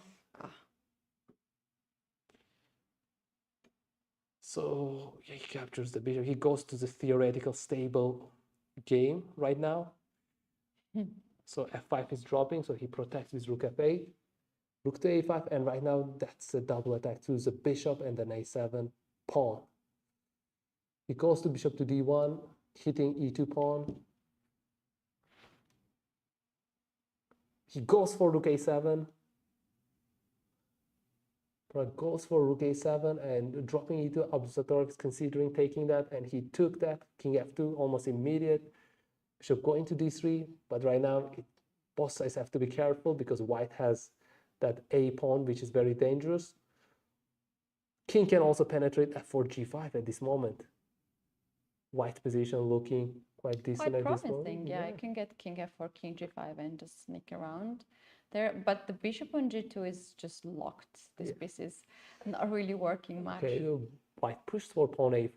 Well, he has to be careful. And now rook to a5. There is f4 and e3 push. King cannot leave. Wow. Yeah, Abdusattorov has to go for it. Has to go for f4 and pawn pushing to e3. He goes to a safer where rook e2 and taking e3 pawn. And then, yeah, now bishop is another back on bishop the and the rook endgame? No, I would say bishops maybe trade off, yeah. Or that's also possible. But he's going for rook to e5 and we're likely, yeah, maybe, yes, another rook and a bishop against rook endgame. Oh my God, we're not ready for it.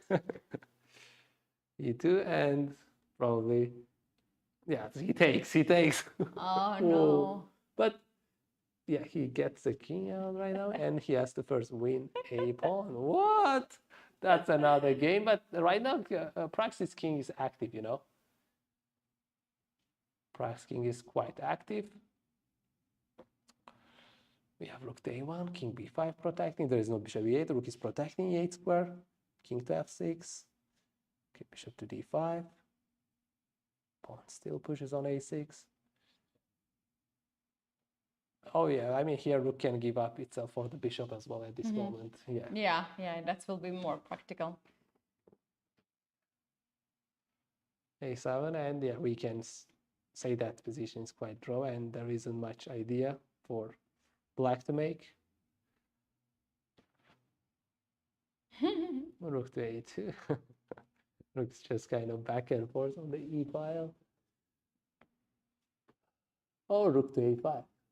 Okay, we have check and blocking. So, okay, rook back to e5, cutting the king off. We have check, rook from d6, king going forward, rook c6 check, king going b8, back and forth check, and yeah, okay. Now king is advancing a little bit. Let's see. Rook is trying to get to b7. Rook b7, yeah, yes. To cover the. Rook goes away to b2. Bishop going to d5. Okay, rook check. Still, Abdusattorov is trying to get that pawn on a7. Rook to b8 is not possible. Yeah, rook to b8 is also a possibility, but by the resulting king being out. And takes the rook and king to b7. Yeah, he's advancing. And the draw. Yeah, Abdusattorov is trying to figure out where he had better chances, he knows. Yeah, he had very good chances, actually.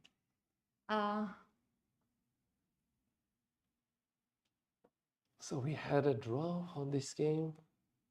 Wow. His final chance was actually pushing that f4 pawn where king couldn't leave that. g2 bishop. Yeah, Abdusattorov going into the resting area, and we can see a lot of players there watching as well the game. Yeah. And next here gets is Pragg. Into the action, Sindarov. I think Sindarov and Pragg will be our next matchup. So let's have a look at that moment of pawn f4 one more time, because if king takes, you're dropping the bishop. If pawn takes, this pawn is advancing too fast, and bishop cannot stop it. Rook e5. Rook e5 you have to do to protect. To protect the pawn from advancing, and e2 is likely move, and the rook b1 is coming. Wow. not easy move to find in that 10 seconds, yeah. Not possible. Yeah. Possible. Because you don't even consider this kind of moves. Yes. And if king to f2, it's promotion and then getting that bishop, but you have that pawn to convert the game already. Wow. But the game itself went quite wild after the opening, and after queen a4, that went into black's favor whole time, because black was like giving up the pawn whole time and white not taking and advancing with pawns. Abdusattorov knows he had so much better chances, but at the end, Pragg showed some brilliance, and he had at one moment actually turning the game to winning, and that was later in the game. But at this moment, Abdusattorov had a nice idea of e3 takes f4, and that is pinned, you take and then maybe win the piece. That was a crazy idea earlier. But yeah, takes. He had f5, weakened his pawns really much, and at this moment, white had quite nice chances actually. Because yes, g2 pawn looks bad, but king is advancing. So let's say you go after this pawn, once this pawn drops, another pawn drops as well. So you have a pawn, and in the that kind of rushing time control, it's not easy to maintain. And yeah, if rook a2, you're willing to do some trades. You go into rook f4 and taking. Yeah.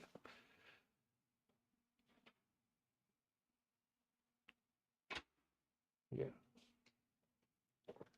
Pragg's bishop was very limited. That was a big problem he has to manage, but he managed well.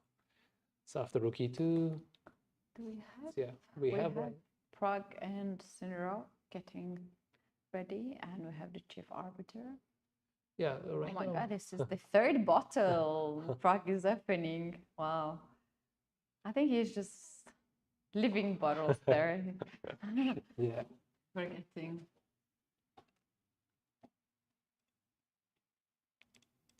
Okay, so we have another game. Right now we are waiting for the game to start.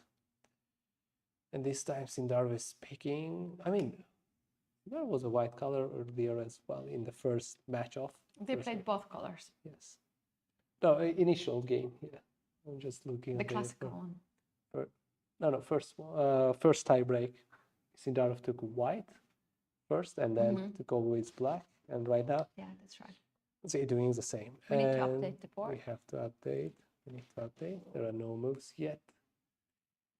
We didn't receive the moves. We are refreshing, and we right now see the moves on the board. So Pragg, wait a second, another? Yeah, another variation, because Pragg got really stable in the previous game, you know. He was maintaining, his rooks were good, his knight was good. Yeah, very likely he was ready for this tie breaks to play Scandinavian. And we see knight e5 one more time again. Offering the trade. Right now we see rook to d8. Earlier we have seen knight to f6 move. It makes sense to play the same opening and improve the move that his second just told him after the game, probably. So Sindarov goes with rook d1, developing his rook. Sindarov still has a space advantage, nice, but black is fighting back, Pragg.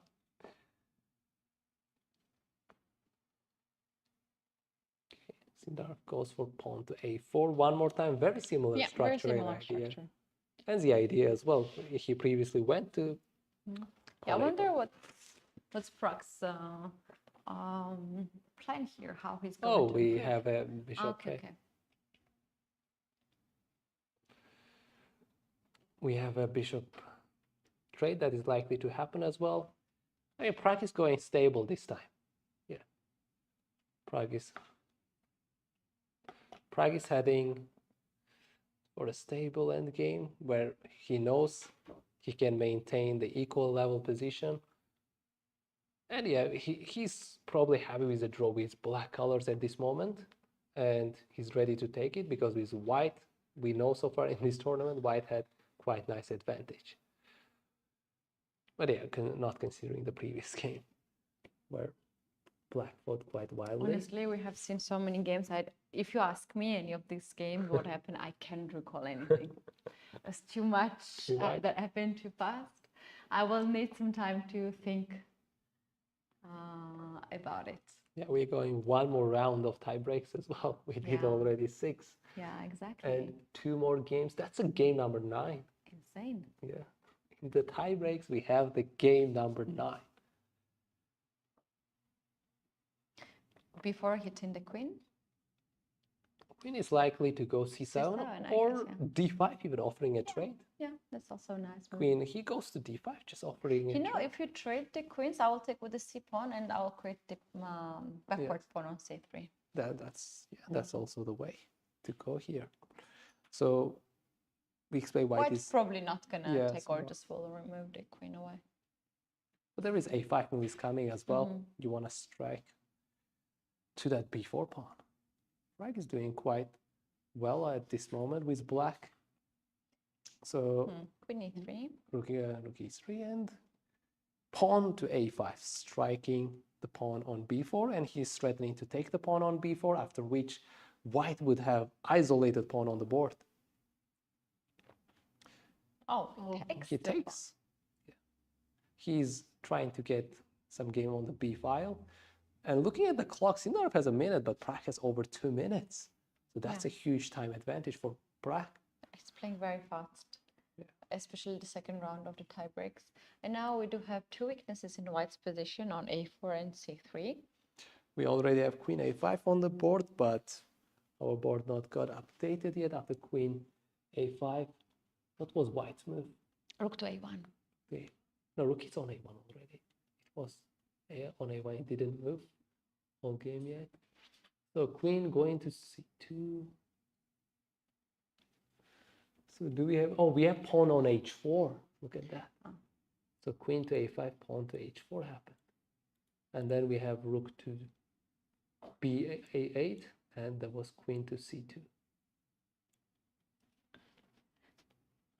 Wait a sec. Rook on a1 seems unsupported, and black did push pawn to b5. And he's about to win a pawn. It's about to win, and it will be actually quite strong pawn. It will go all the way, as much as white allows you, right? Yeah.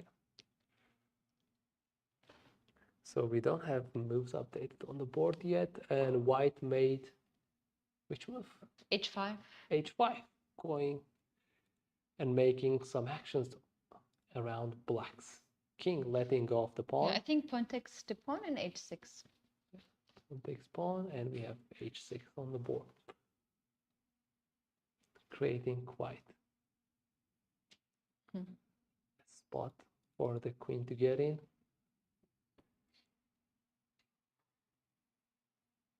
Okay, he goes to rook. Wow, look at the Pragg's time management. He has almost 2 minutes, and Sindarov has 13 seconds.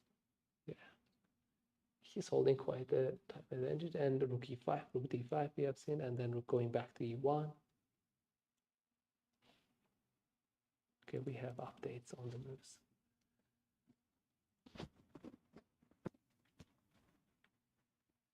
We're going to h5. Wow.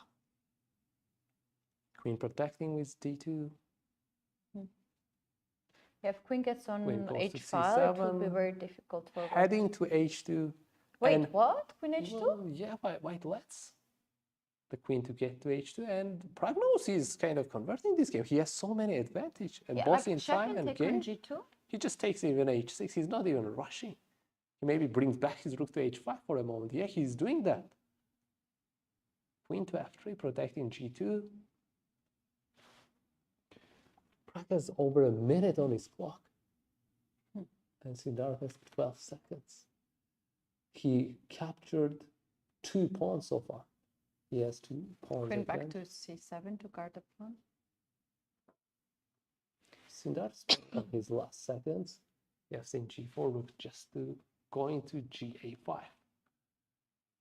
ha5, yeah. King to g2 so far, and pawn can even just push a3, a2, and then making the rook stay on a1, and he just Yeah, goes he's for it. gone for it. H3, rook to H1. But Okay, it was some kind of Queen counterplay, H3. I think, now. Yes. White is trying to do that Queen H3 idea. Or there is Queen F6, Rook H7. Yeah, I think that's very nice.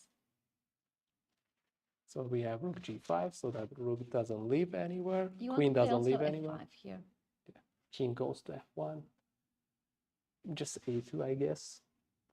Just stabilize this. Keeps the game, yeah. He just goes for A2. Queen to E3. He drops a pawn, but Queen H6 is on the board. He goes for H7 F5. pawn. And F5. A5 or F6. F5 or F6. He goes for F5. Yeah, protects the pawn on H7. Quite. Yeah, Pragg managed this game, and right now he has 3 pawns extra at this moment. And he on the clock, however, both players has less than 10 seconds. He actually lost a lot of time. Yeah. Okay, Pragg goes in a smart way and just offers a queen trade, but there is no queen trade. White is keeping his king, but Pragg is making just natural moves, king to G7, and offering a rook trade. So they transform stable. That A2 pawn is just powerful. White's king is weak, and yeah, Pragg is pushing another pawn to the queen. He's just kind of it's going impossible with the to stop queen that pawn. cannot leave here anywhere. He's still pushing, and then he goes with D5, giving up a Yeah, pawn. you can even just ignore that pawn and play Yeah. H3. Check. And yeah, I mean H2 anyways. Oh, we- Queen G2, yeah, look Queen at that. Going the easiest way. Just, yeah. So Sindarov resigns, and Pragg got the first point in the tiebreak right now. And we have right now round 9. And another matchup, Abdusattorov was waiting, and this will be against.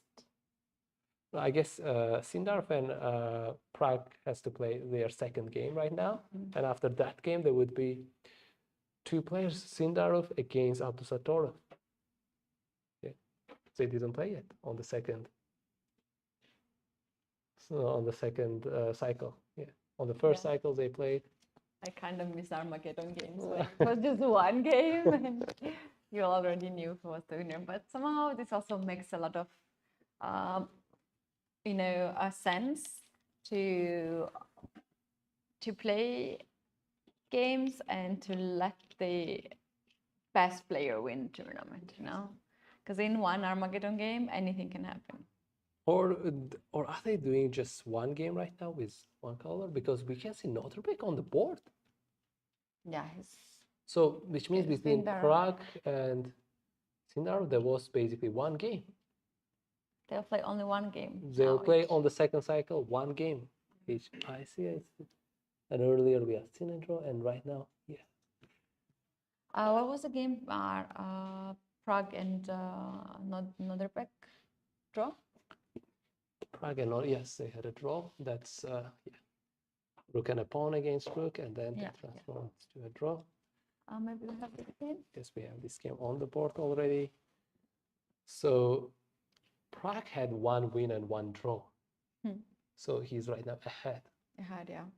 If this game ends in a draw, we can already understand who would be first, second, and third place. And to have a fighting chances for the first place, Abdusattorov needs a win. To have a tie 1.5, 1.5. And then we'll have the match in the... for the first place. Yeah.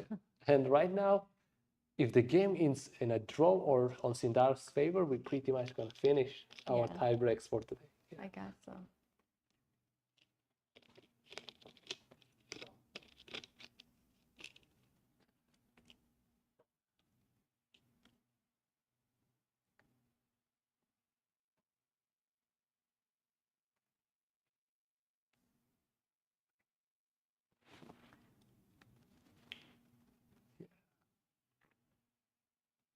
So Sindarov plays stable, pushing A5 and A4.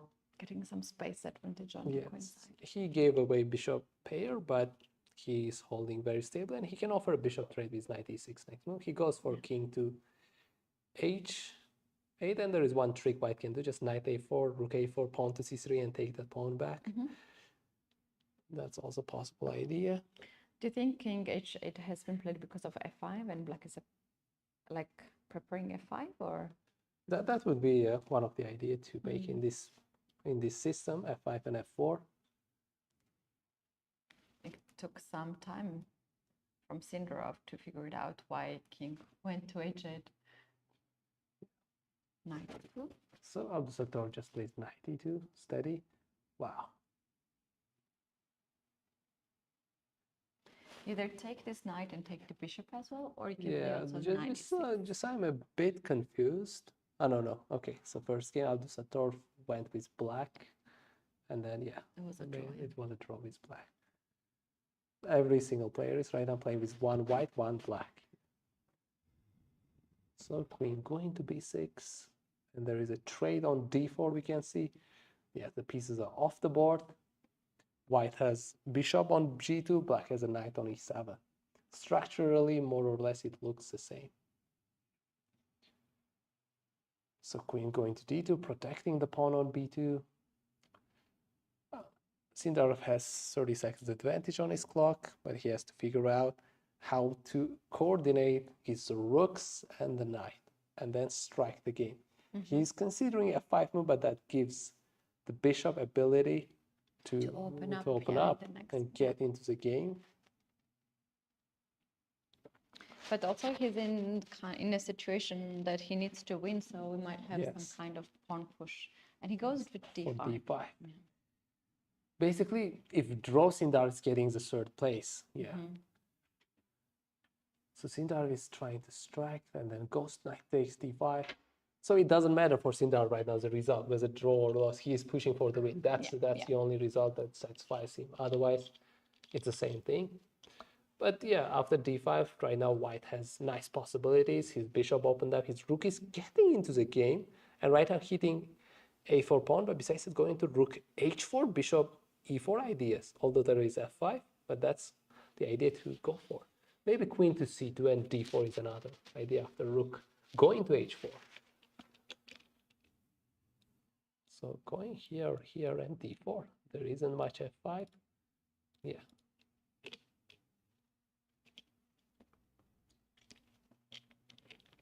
Okay, Sindarov taking his time and decided to go for rook fd8. And queen c2 makes so logical sense here to just get away from the pin, potential pin. And rook to h4 first. h4. Maybe queen e2, queen h5 is something that white is looking for. That's another Or bishop idea. e4 is another move. Yeah, so since rook is on, and no more on f8, he has that chance. So knight goes to e7. Okay, rook to e1. How he's bringing, he's going after a4 pawn. So Sindarov pushes to c5. Bishop to e4. Knight is on e7. He can do f5. He's doing f5. Oh, bishop e4 was a bit inaccuracy by Abdusattorov Nodirbek. He has to bring back the bishop. How about e4 now? No, how about the rook being trapped right now? You know, maybe knight to g6. You have to go rook to c4, and your queen is also under the pin. The queen was not removed from the pin. There is e4. So he goes to queen to f6. Okay, our engine is mentioning it as a mistake. But yeah, more or less, queen has to get out of that pin. Otherwise, it's too dangerous to remain under that. And Abdusattorov moves it away, queen to c2, to safety. Yeah, b7 pawn is dropping at this moment. And he's hitting a4 pawn as well. There is no b5, otherwise the rook is dropping. So Sindarov is in a quite confusion, and he decides to go for rook, pawn h6, and rooks. Yeah, Abdusattorov takes the extra pawn, and then there was a rook trade. Sindarov's trying to maintain balance with rook to d3. White can also take the pawn on b7, right? Yeah, that's also falling. But he goes to rook to e2, not allowing any rook d2 ideas. Okay. Maybe if bishop b7, those queen b6 and queen b2. Yeah, he's protecting that b2 pawn indirectly, and we see b6 move on the board. And Yeah, it's quite much equal. So since Sindarov managed to get back the pawn on d7, and he had the idea of going to queen a8 to queen b7, which would have won the pawn. Now going back into the game, we are at this moment. Queen e8 has been played, and Queen a4 and a4. and e4. Black is doing quite But well. can I take rook e4, pawn e4, bishop e4? And the pawn on f2 is hanging. Yeah. Otherwise, it would be nice move. So yeah, he's considering rook takes e4, takes, because it's in the, oh no, he just goes to queen to b5. But he has to figure out a plan, because right now, white's pieces are quite passive. And both of the players past 30 seconds, yeah. 95, 93 would be somewhere. Sindarov's pushing h5 and intending to push h4 next move, if queen takes a5. So both players have below 30 seconds on their clock. But and 95, 94. Whoa, 95, 94. You're leaving the g4 square. Also, there's knight f3 square. Yeah. Oh, bishop h3 gives away f3 square. Wow. He's getting knight, he's threatening knight f3 and rook g1, checkmate. Oh no, checkmate in 2 moves. Abdusattorov panicking. No way. Abdusattorov being the whole leader of the tournament right now, it's a chance of dropping to the 3rd place. Wow. Wait, knight f3? Bishop f5, okay. Bishop f5 so far. Yeah, so g6, depending, and the knight f3 is coming to the next move. So he gives a check, king is just going away. Knight f3 is next move, there is no way to stop. Maybe the only way is you have to give away your rook with rook e3 and rook f3. And we can see knight f3 on the board. We see in between queen f4 check. In the next move, white is intending to give, rook away for the knight. But bishop on h3 looks so passive as well. Black's holding huge advantage. Really bad. So queen going to d6 and queen just blocking. Yeah, we can also play queen d5 next move, trade to Yes. queens. Wow, queen d5. Oh no, he and he resigned. loses on time. He loses on time. Whoa. Oh wow. Wow, what a set of the tournament, we can say whole time. Nodirbek Abdusattorov leading the tournament and ending with a 3rd place at the end in the last. Wow. And here we have Sindarov. Abdusattorov storming out from the venue. Today, before the round, he was a sole leader and he was coming with the white pieces against Pragg, but things went so bad for him. Then Pragg got the chance, and is this the over? Yeah, what a turn of events! Wow, Pragg getting the 1st place. Sindarov ending as a 2nd. And we have Nodirbek the Abdusattorov. winner. Yeah. Praggnanandhaa. Is it over? I'm just Since so it's confused. over. Yeah. Since it's players over. stormed out, yeah. It's over. Wow.